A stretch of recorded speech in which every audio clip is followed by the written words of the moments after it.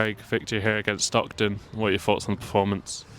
I thought it was a very good performance today from us. I think we played like that for last couple of games. I think today though everything came off. A little bit sloppy at the end, but we probably could have come away a little bit more comfortable. Hit the bar post a couple of times. So I think we're a little bit more clinical. We could have been a little bit a bigger score, but yeah, I thought really good performance today from us. There's some very good standout players today for us.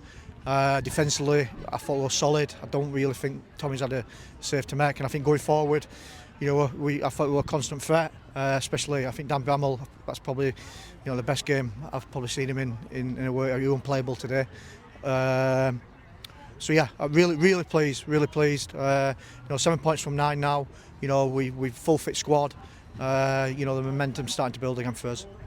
Obviously, we scored just on the stroke of half time. How important was that into sort of carrying on into the second half? Yeah, I think it's a vital time to score. If you are going to score, it's going to be around that time.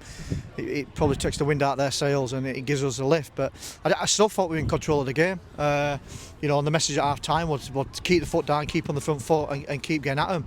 A vital time to score. But I thought we were in control of the game. And again, I think probably the second goal was probably more vital. That calmed everything down and took the game away from them until obviously a little bit of, like I said, a little bit of lack of concentration at the end. But again, apart from that, I think we're comfortable. So yeah, vital time to score. But I think probably the second goal were more vital. Just in making the game comfortable for ourselves.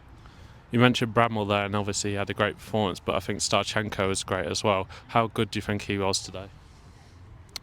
Yeah, listen, the whole midfield, the whole front five, every player today from 1 to 11 were magnificent. Dan won't play, like I said, he was unplayable. He probably could have got more goals in the game as well. Alex and Vaughan were magnificent in there in the 10s, bags of energy.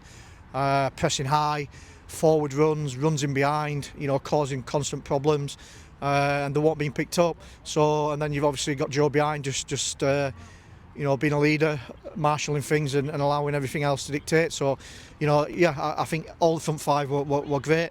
And let's not take I think we need to mention Buzz as well, because obviously, the lone striker up there covered so much ground. Radisson in the ground there for 70 minutes. So, yeah, so they were really good standout players. I don't want to pick one or two.